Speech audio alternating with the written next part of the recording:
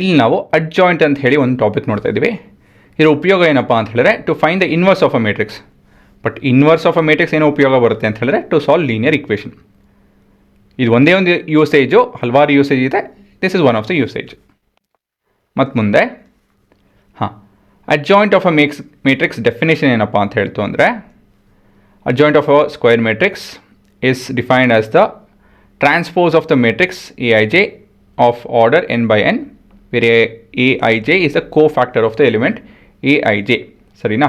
ಏನಪ್ಪ ಅದು ಅಂತ ಹೇಳಿ ನೋಡ್ತೀನಿ ನೋಡಿ. ನಮ್ಮ ಹತ್ರ ಒಂದು ಮ್ಯಾಟ್ರಿಕ್ಸ್ ಇದೆ. ಸೊ ಅಡ್ಜಾಯಿಂಟ್ ಕಂಡುಹಿಡಬೇಕು ಅಂತಂದರೆ ಮೊದಲನೇದಾಗಿ ನಾವು ಮೈನರ್ ಕಂಡುಹಿಡ್ಕೊಳ್ಳೋಣ. ಮೈನರ್ ಹೇಗೆ ಕಂಡುಹಿಡಿಯೋದು?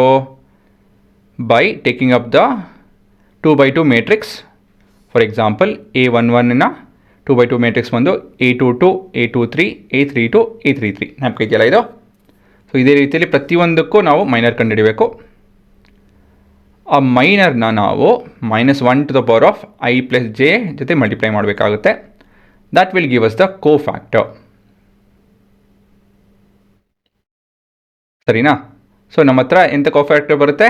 A11, A12 ಎಲ್ಲ ಕ್ಯಾಪಿಟಲ್ ಲೆಟರು. ಇದನ್ನು ನಾವು ಈ ಕೋಫ್ಯಾಕ್ಟರ್ ಕಂಡುಹಿಡಿದು ಅದನ್ನು ಮ್ಯಾಟ್ರಿಕ್ಸ್ ಫಾರ್ಮಲ್ಲಿ ಇಡಬೇಕಾಗುತ್ತೆ. ಸೊ ಇಲ್ಲಿವರೆಗೂ ನಿಮ್ಗೆ ಗೊತ್ತಿರೋಂಥ ವಿಷಯನೇ.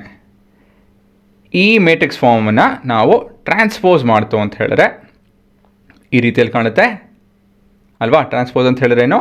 ನಮ್ಮ ಮೊದಲನೇ ಕಾಲಮ್ ಆಗುತ್ತೆ, ಎರಡನೇ ಕಾಲಮ್ ಆಗುತ್ತೆ, ಮೂರನೇ ಕಾಲಮ್ ಆಗುತ್ತೆ. ನೋಡಿ, ಒಂದು ಸತಿ ನೋಡ್ಕೊಳ್ಳಿ. ಸರಿ ಇದೆ ತಾನೆ? This is nothing but your adjoint of a matrix. ಆಯಿತಾ? So this is denoted with ADJ and A. So finally ಇದೆಲ್ಲ ಬರೆದಾದ್ಮೇಲೆ ನೀವು ಕೊನೆಯದಾಗಿ